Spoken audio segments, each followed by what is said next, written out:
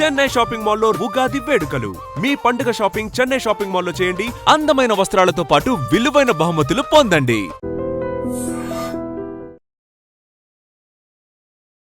పెళ్ళైన తర్వాత సత్యనారాయణ వ్రతం కోసం వాళ్ళ ఊరు వెళ్ళారు కదా. ఊరు వెళ్ళిన తర్వాత అక్కడ స్కూల్లో పిల్లలకి ఇకపైన ఎవరైతే స్కూల్ టాప్ వస్తారో వాళ్ళందరికీ వాళ్ళ చదువులకు అయ్యే ప్రతి ఖర్చును నేను భరిస్తానని చెప్పి విజయ్ గారు ప్రామిస్ చేశారు. ఆ డిసిషన్ అప్పటికప్పుడు తీసుకున్నారా ఊరు వెళ్ళినాక?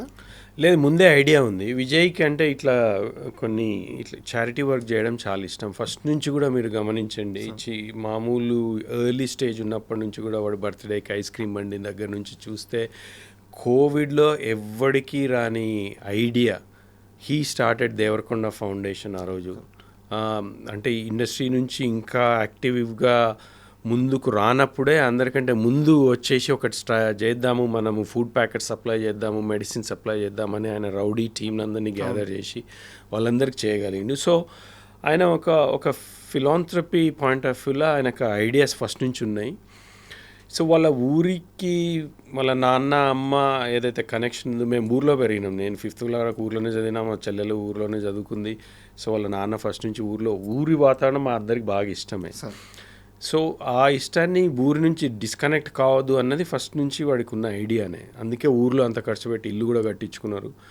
సో ఊరి వాళ్ళకి ఎట్లా చేద్దామన్నది అచ్చంపేట్ డివిజన్లో ఉన్న ఒక 30-40 స్కూల్స్కి టాప్ ర్యాంక్స్ వచ్చిన ఇద్దరికో ఎవరికో కంటిన్యూస్గా మేము సపోర్ట్ చేస్తామన్నది అది ముందు ప్లాన్ చేసుకున్నాడు. స్పాంటేనియస్గా అని అయితే నేను అనుకోను, అది నాతోటైతే డిస్కస్ చేయలేదు. కానీ అది హీ హ్యాడ్ అన్ ఐడియా, ఒక ఐడియా అయితే ఉండింది, చెయ్యాలి ఏదో ఒకటి ఊరికి, మన ఊరికి ఇక్కడ ఉన్న పేద పిల్లలకు కానీ ఏదో ఒకటి మంచి ఎడ్యుకేషన్ సిస్టంలో బాగా ఇంట్రెస్ట్ ఉన్న వాళ్ళని పైకి తీసుకొస్తే బాగుంటుంది అన్నది వాడు ఐడియా. అంటే యాక్చువల్గా ఈ విషయాన్ని మీడియాలో చాలామంది క్లియర్గా రాయలేదు. స్కూల్ టాప్ వచ్చిన ఒకరిద్దరు పిల్లలు అంటే మీరు చెప్పినట్టు 40 స్కూళ్ళు, ఎవ్రీ ఇయర్ ఆ నెంబర్ పెరుగుతూ పోతుంది, 100 మంది పిల్లలు అవుతారు కదా సార్. అది ఇంకా నాకు డీటెయిల్ తెలియదు ఎగ్జాక్ట్లీ ఎట్లా అన్నది. మరి అది ఒకసారి డైరెక్ట్ విజయ్ని అడిగితేనే బెటర్ ఏమో. Is the one who is sponsoring. చాలా గొప్ప ఆలోచన, ఎందుకంటే అంటారు కదా అన్ని దానాల్లో కల్లా విద్యాదానం గొప్పదని చెప్పేసి. అది ఆ డీటెయిల్ తెలియదు, నిజమే. అది విద్యాదానం అంటే నాకు తెలియదు ఆ సపోర్ట్ సిస్టమ్ అని ఎట్లా ప్లాన్ చేసుకున్నారన్నది, వాళ్ళు ఎంత బడ్జెట్ క్రియేట్ చేసుకున్నారన్నది. కానీ అవన్నీ పక్కన పెడితే మీరు ఎంత సపోర్ట్ చేసినా కానీ ఒక టాపర్కి ఫైనాన్షియల్గా వెనకబడి ఉన్న వాళ్ళకి ఎంత హెల్ప్ చేసినా హెల్పే కదా. మంచి కదా. మరి ఇక దాంట్లో ఇక కాంట్రవర్సీ ఎందుకు, ఇంతమందికి ఎట్లా చేస్తాడు, ఎన్ని రోజులు చేస్తాడు, అది ఇంకా అక్యుములేట్ అయ్యి కొన్ని 100 మంది అయ్యి వీళ్ళందరికీ సస్టైన్ చేయగలుగుతాడా అన్నది అది ఇంకా నెగటివ్ థింకింగే అవుతుంది. మనం ఆలోచించాల్సింది వాట్ హీ మేడ్. ఒక స్టేట్మెంట్ ఇచ్చింది, నేను తప్పకుండా ఈ అచ్చంపేట్ డివిజన్లో కొన్ని స్కూల్స్కి టాపర్స్కి నేను హెల్ప్ చేస్తా ఫైనాన్షియల్గా అన్నాడు. అది ఎంత హెల్ప్ ఏంటి అన్నది అది it is still a help. అది నా పాయింట్ ఆఫ్ వ్యూలో that is still a very great decision.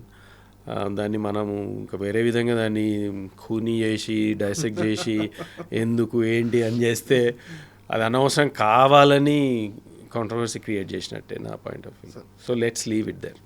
కానీ హెల్ప్ అయితే చేస్తాను. కరెక్ట్, ఏదైనా మంచి కార్యక్రమం మంచి కార్యక్రమం అంతే. అండ్ ఇంకో గాసిప్ కూడా ఉంది, రష్మికకి చాలా పెద్ద గిఫ్ట్ ఇచ్చాడు పెళ్ళి అయిన తర్వాత విజయ్ దేవరకొండ. తెలియదు, నాకు తెలియదు. మీకేంది తెలుసు నాకు చెప్పండి. 90 కోట్ల రూపాయల విల్లా ఇచ్చాడు.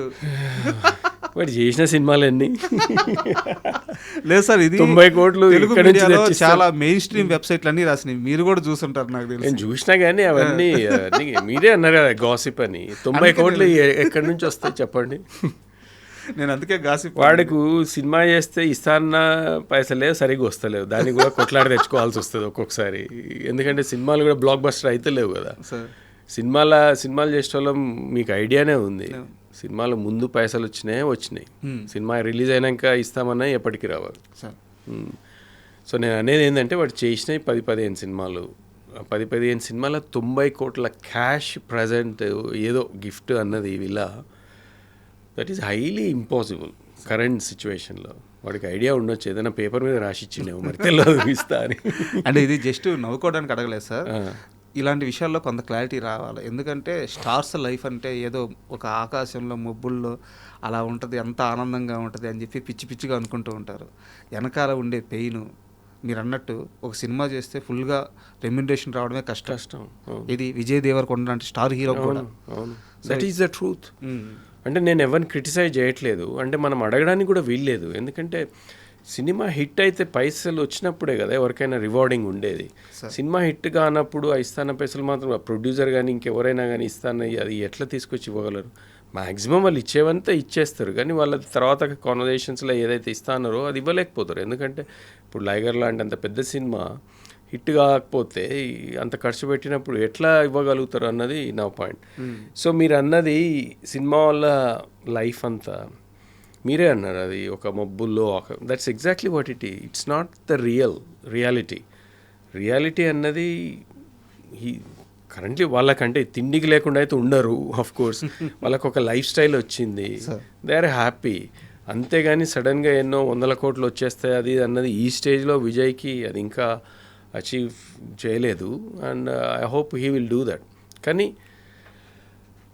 ఎంత అచీవ్మెంట్ చేసినా అది నేను అనేది ఒక సినిమా అనేది ఒక మాయ, మన అద్దాల మేడలో ఉన్నట్టే ఉంటుంది. చిన్నప్పుడే ఏదో తెలుగు సినిమాలనే చూసిన నేను, అద్దాల మేడల్లో ఉండే ఈ సినిమా వాళ్ళంటే మనం రాయి వేస్తే మొత్తం పగిలిపోతాయి. అట్లాంటిదే ఈ లైఫ్ కూడా. అందుకే విజయ్ చుట్టుపక్కల ఉండే ఎవరైనా మాయమైనా ఏదైనా వాడిని he's very careful and he's very grounded. వాడికి తెలుసు ఎప్పుడు ఏం చేయాలన్నది. కానీ ఈ సపోర్ట్ సిస్టమ్ అనేది హెల్ప్ చేస్తుంది. మనం ఎంతున్న సినిమా అనేది ఒక వర్క్ ఆయనకి. స్టార్ అది ఇది అన్నది మన ఆడియన్స్ కానీ వాడి ఫ్యాన్స్ కానీ ఫాలోవర్స్ కానీ దే క్రియేట్ ఆ వర్డ్స్. కానీ ఏ స్టారో ఆ స్టార్ ఈ స్టార్ అని అంటుంటాం కదా ఆ టైటిల్స్ అన్నీ, అవన్నీ ఫ్యాన్ క్రియేట్ చేసిన. అంతలో మేము అయిపోయినామో అని మనము ఏదో మిసం తిప్పుకొని ఇట్లా అని అనుకుంటే అది వర్కౌట్ కాదు. అది కానీ మీ ఇద్దరు రియాలిటీకి చాలా దగ్గరగా ఉన్నారు. ఇద్దరు మీరు కానీ విజయ్ కానీ మేనమామ మేనల్లు ఇద్దరు ఎందుకు ఓపెన్గా మాట్లాడేస్తున్నారు. అంతే మరి, దాన్ని దాచుకునేదే ఉందండి నిజంగా చెప్తున్నా. అంటే మాకైతే తెలియదు, ఫేక్గా ఏదో ఇంటర్వ్యూ అని వచ్చేసి ఇంకో ఎక్స్ప్రెషన్ ఇచ్చి ఇంకో క్యారెక్టర్ లాగా ఎంటర్ అయ్యి what I'm is about I'm అంటే నేను ఇష్టంగిని అని నేను బయటైనా ఇట్లయినా మాట్లాడుతాను, విజయ్ అయినా అట్లనే ఉంటాడు. మనం ఇంటర్వ్యూకి ముందు మాట్లాడుకున్నాం సార్, అంటే ఎందుకు విజయ్కి ఈ క్రేజ్ ఇంత క్రేజ్ అంటే ఇప్పుడు మరి కొన్ని సినిమాలు పోవచ్చు, కొన్ని సినిమాలు ఆడవచ్చు, బట్ సినిమా సక్సెస్తో ఫెయిల్యూర్తో సంబంధం లేకుండా ఇంత క్రేజ్ రావడానికి కారణం ఏంటంటే ఇదే, ఈ ఓపెన్గా ఉండడం. మీరు మీలాగా ఎలాగైతే ఉన్నారో విజయ్ లాగా ఉన్నాం. ఎక్కడ కూడా విజయ్ మాస్క్ వేయడు, వాళ్ళని ఆనందపరచాలని చెప్పి లేని మాటలు చెప్పరు. విజయ్ ఎలా ఉంటాడో అలాగే ఉంటాడు, అందుకే ఈ క్రేజ్. అవును, అది నిజమే. అది అంటే ఒక ఆనెస్టీ, ఒక ట్రాన్స్పరెన్సీ కనెక్ట్ అవుతాం మనం ఆడియన్స్ తోటి. కానీ యూజువల్గా ఎవరైనా మన ఫ్రెండ్ సర్కిల్లో అని కొత్త వాళ్ళు కలిసినప్పుడు హౌ వి రిసీవ్ అది ఇమ్మీడియట్ కనెక్షన్ ఏర్పడుతుంది. ఏదో ఫేక్గా మనం మాట్లాడుతుంటే తెలిసిపోతుంది మనకే, అంటే this guy is trying to put up a different character, different ఏదో అంటే ఈజ్ నాట్ రియల్ అన్నది అప్పుడే అర్థమైపోతుంది కదా మనకి. So we're not like that. మేము అట్లా ఎప్పుడు మమ్మల్ని పెంచలేదు, పెరగలేదు. మేబీ అదొక వీక్నెస్ కూడానేమో కొంతవరకు. ఇండస్ట్రీలో అది క్రియేట్ చేయాలేమో, మరి అదైతే మాకు తెలియదు.